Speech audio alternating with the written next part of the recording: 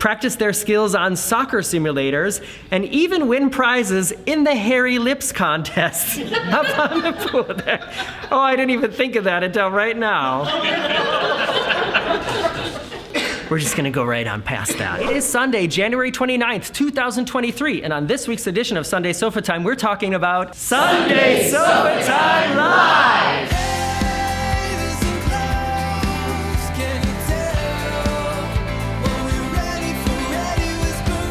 Here we are again in front of the red sofa. You'll see this is not the normal red sofa that I'm sitting in front of. In fact, this isn't even really a red sofa. It's more of like a cream, a mauve. Now I messed this all up.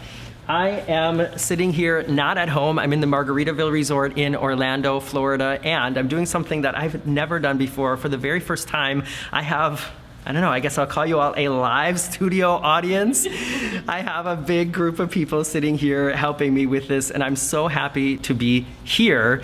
And we've had some cocktails. I do have one right here. It's later in the evening. I do have a designated driver. Cheers, Marcus. We're gonna be hanging out here longer, and this has just been a really special night so far, getting to know all of you. So you people watching this at home, when you see me looking past the camera, I'm looking at all of these people here. In fact, I better take a picture. So this is what it looks like from my perspective.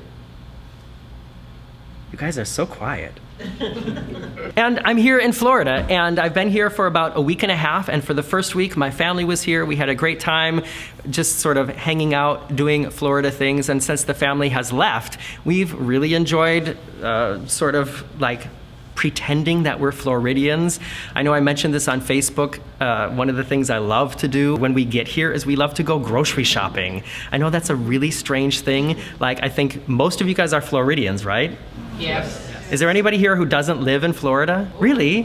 Where are you? Oh yeah, but you guys are here all the time. Yeah. Where are you guys from, if you don't mind saying? Canada.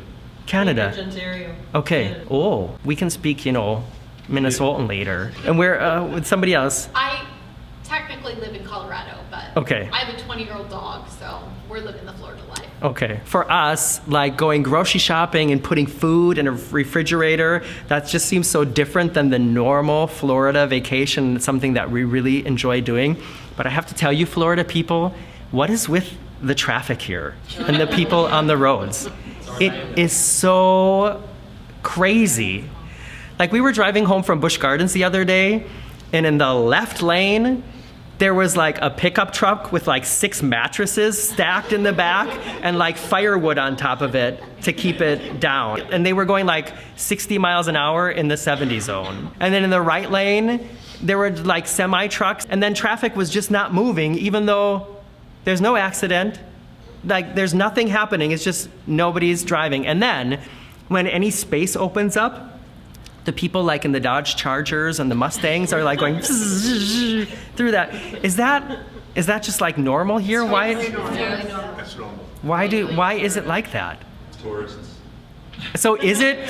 So are the people who aren't driving forward, are those the tourists? And then the people who are like zipping in between, they're the people trying to get to work or get home? Every city has bad drivers. They all vacation here. He said every city has bad drivers, they all vacation here. You know, in Germany, we have the Autobahn.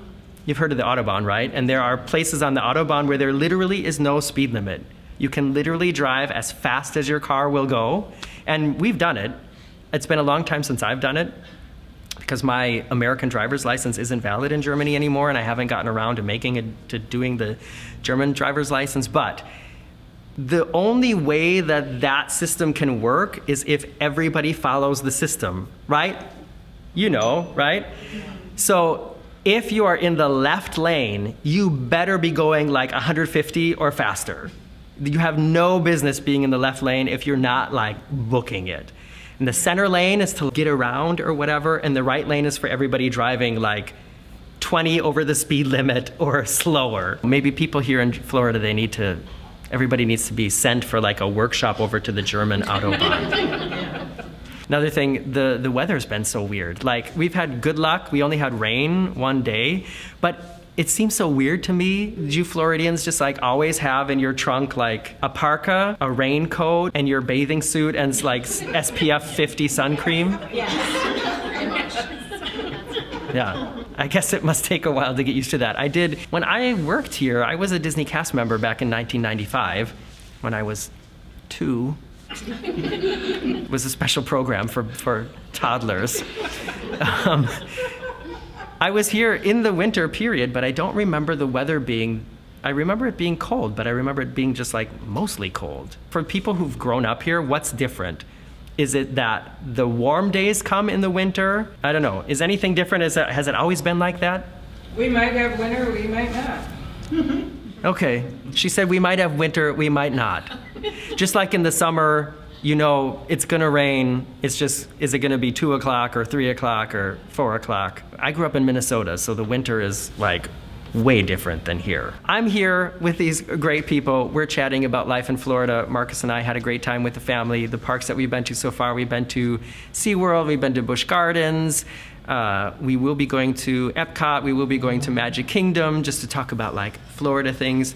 Today we went to Fun Spot to ride it's either the Mind Blower or the Mind Blaster. Does anybody know what roller coaster I'm talking about? Mind Blaster. If you want to get your mind blasted, go on that ride. It's very intense, very rough. It should be called the Jackhammer. And yeah, tonight we're doing this. And I know this might surprise some of you, but I'm sort of a playful, childish person at times. So I have brought one of my favorite sort of fun group activities with me. It's a Mad Lib. Do you guys know what Mad Libs are? Yeah. All right, so I've written a short story about something I know that most of us enjoy.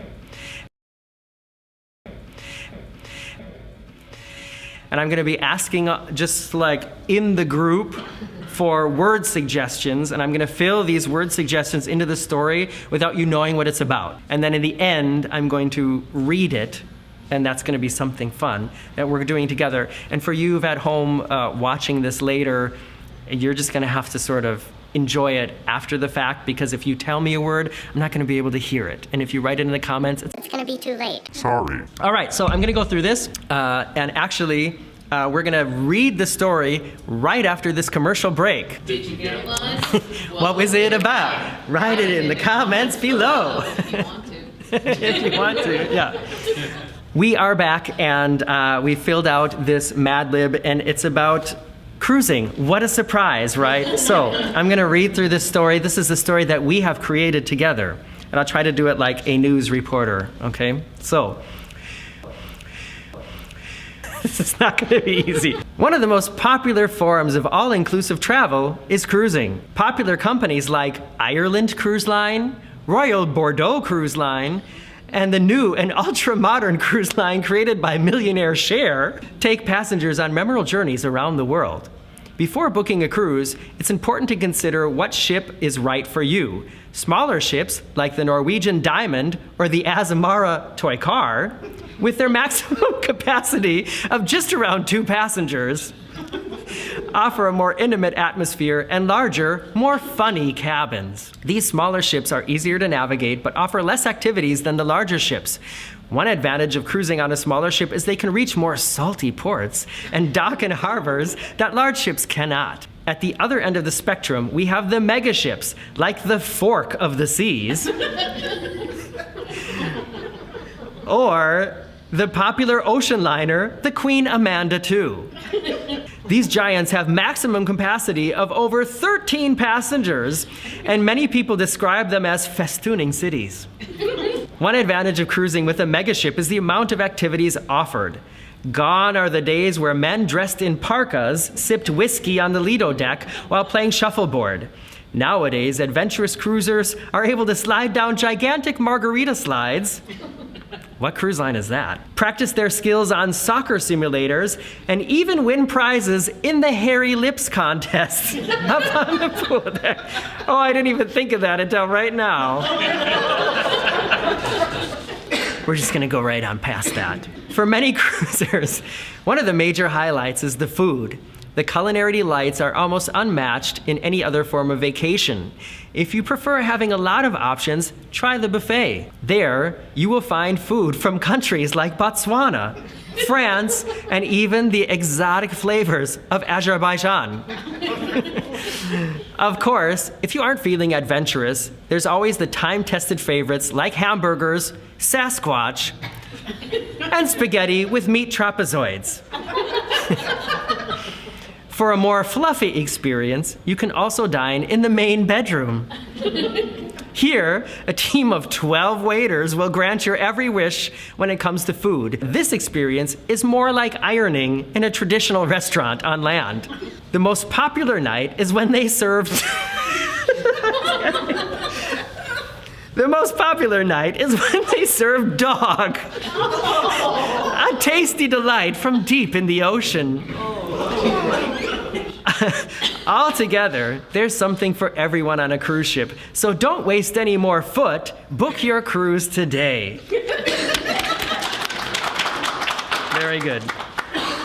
I love doing Mad Libs. So normally, now would come the time on Sunday SofaTime where I comment on your comments live on air, but I have a great group of people here who are going to give me some comments live on this air.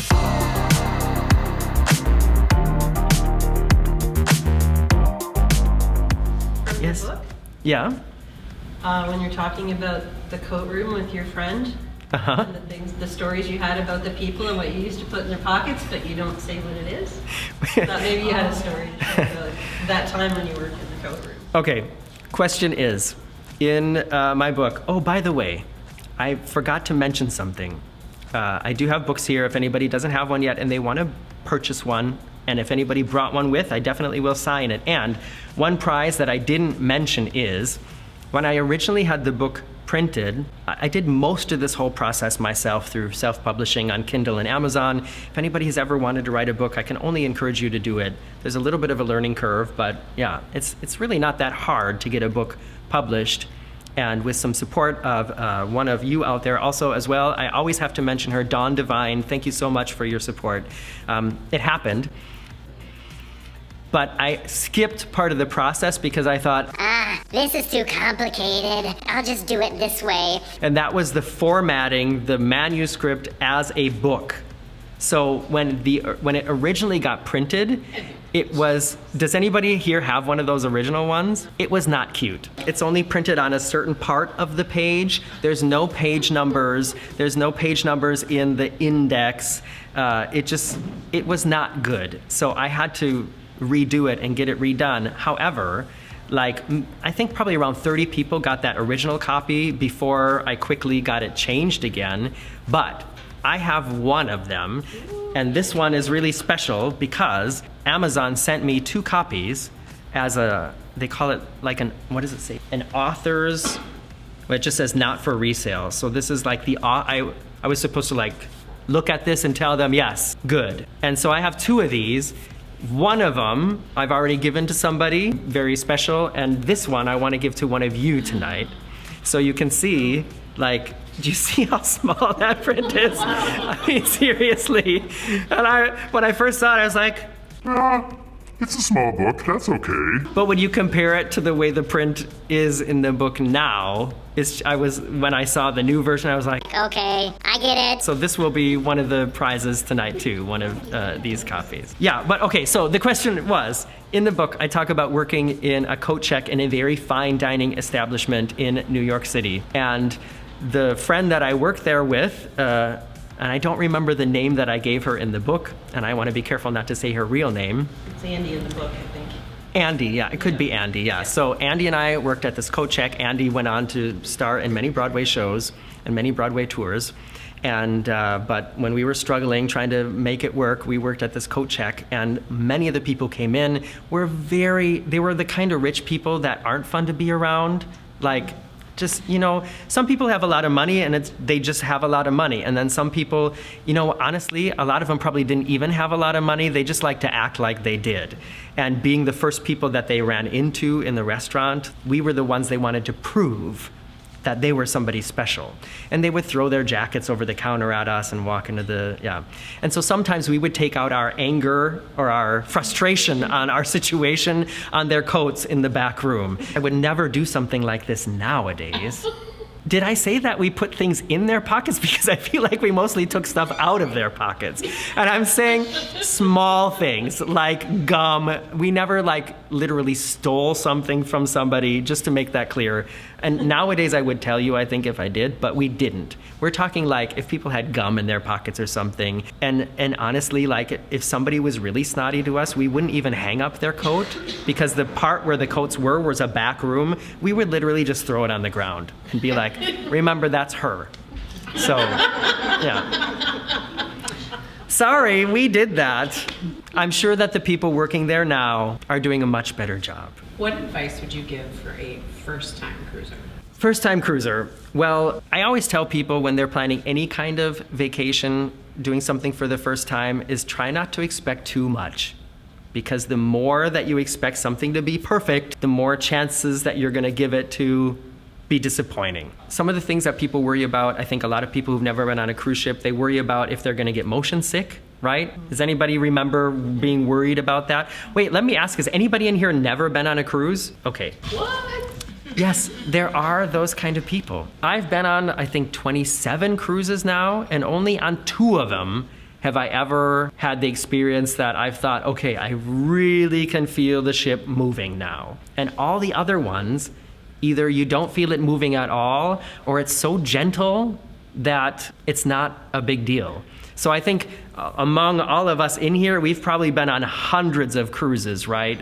And hands up if most of them have been horrible as far as the movement of the ship. No one. Like maybe 1 or 2, and then it's only like one night, right? Or like an hour or something. But it's not like you board the ship and then a week long it's going. No, if it was like that, nobody would do a second one, right? Well, some people. Marcus loves that. Yeah, the smaller ships are a little bit less stable. I think you feel more motion of the ocean, but it depends on the weather. It depends on the waves. It doesn't mean that a smaller ship will be like that, but it can be like that, yeah. Don't expect too much. Don't worry too much about motion of the ocean. If you're very susceptible to motion sickness, I would say take medicine, and otherwise get ready to be addicted. I don't know. I mean, like, any of you out there, did you ever think before your first cruise that this is going to be something that you're going to be doing all the time? No, but then you do one and you realize, Wow, for this much money, I can get all this? So now that you're YouTubing full-time, has your quality of life improved? question is, now that I'm YouTubing full-time, has the quality of my life improved? I would say the one thing that I appreciate so much is the job I was doing right before I decided to take the leap was a job that I really wanted to have, and it fell into my lap, and I was so excited about it. And I don't want to say too much about it, but it was in a management position, a creative management position from a large tourist attraction in Germany. And after doing it for several years, it was taking a lot out of me. It was really stressful. And, you know, I think any job, when you do it for a while, it becomes a grind.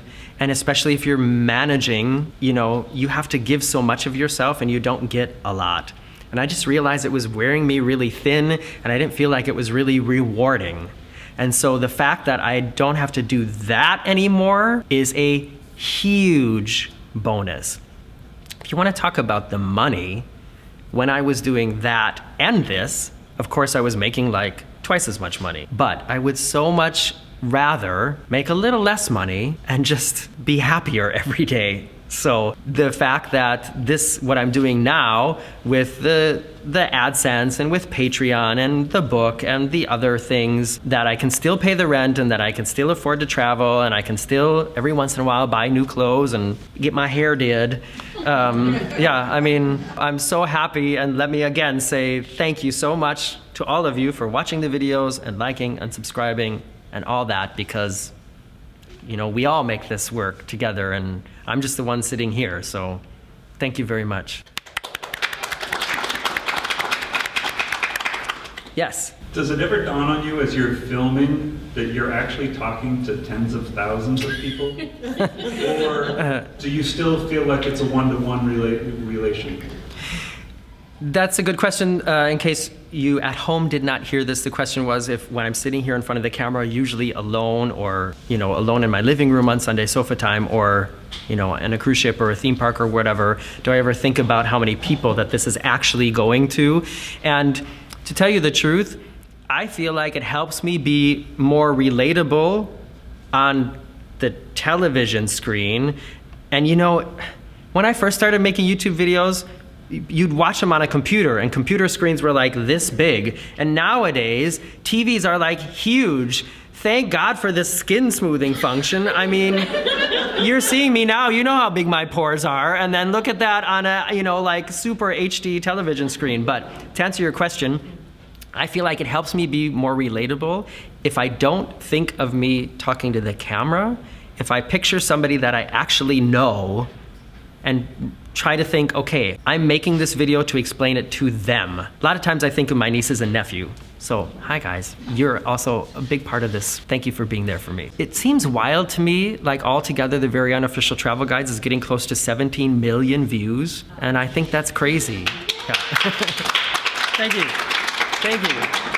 Yeah, and I only get $5 for every view, so it's, that's definitely not the case. When I was performing on stage every night, I probably performed for millions of people in the however many years that I was performing on stage. Mamma Mia, I did that for almost 7 years and 8 shows a week. I wasn't on stage every night, but I did a lot of performances. And if there's 2,500 people in the audience, but those people are really there, like you hear the applause, your ears are ringing when you go home, you get that energy. It's like it's an exchange. And so it's way different when you're just sitting in front of the camera. And I've mentioned this, I think I wrote about it in the book and I've talked about it in other videos. Speaking of how life has changed now that I'm doing it this way, is at least when you're managing or working for somebody else, you get like performance reviews. When you're working for yourself, you don't get that. So it's like the comments are the performance review, the unfiltered comments, you know what I mean? And there's such a thing as positive or like constructive negative criticism that can help you grow in what you're doing, but that doesn't happen in the YouTube comments, you know what I mean? It's usually something different. So there's this weird non-connection to all those people out there. I'm glad they're there, but I don't usually think, press record 20,000 people. I don't know, I'm kind of talking in circles. Tangent, have I talked too long? I can't say 20 minutes. 20 minutes. Okay, this is gonna be a long video to edit. But I don't think I've done this once, have I?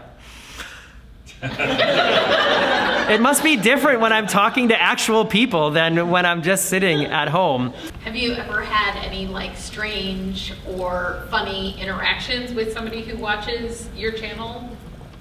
Well, the question is if I've ever had any strange or funny interactions with somebody who watched the channel. There's a story in the book about the first time that it happened to me, and if I start talking about it, I'm gonna get totally teary-eyed just because it was such a wild experience, and I don't wanna tell the whole story here, but the first time that somebody recognized me from my videos was in an unbelievable situation, in an unbelievable set of circumstances that today I still have no explanation for. So that was the craziest one, and other than that, it's always been amazing. It's always been really cool. I feel bad because usually when I'm on a cruise ship, it happens every day. Sometimes people write to me to say, oh, we saw you today, but we didn't want to say hi. And I always think, oh, I love that because like I said, I'm sitting at home all the time alone. That sounds so, I'm sitting at home all the time alone. But when it comes to the job, I never get to see you. I never get to meet you. So like Tony says, I'm voice activated. If you see me outside in a theme park or whatever, please come say hi. I would love to meet you. And all the people who've talked to me, it's always been pleasant. It's always been nice. Thankfully, nobody has shown up at my house yet. All right, everybody, for the people who are staying here in this room, we're gonna have more fun tonight. We're gonna take a little break and then it's time to get to the prizes. I've got just some silly, stupid little games, and then we're also gonna do the raffle tickets, okay? So let's take a little break, have another drink, take a potty break if you need to, and then we'll meet back here in a couple minutes, okay? And for everybody at home, thanks for watching this. I'm Morgan from the Very Unofficial Travel Guides. In case you don't know it, I travel all around the world to popular and not so popular tourist destinations to give you a very honest, unofficial look at what it was like to be there. And I also wrote a book called Getting Stitches on a Cruise Ship with crazy travel stories about things that have happened to me around the world, including the first time that anybody ever recognized me from a video. All right, see you next week. Thank you. Thank you.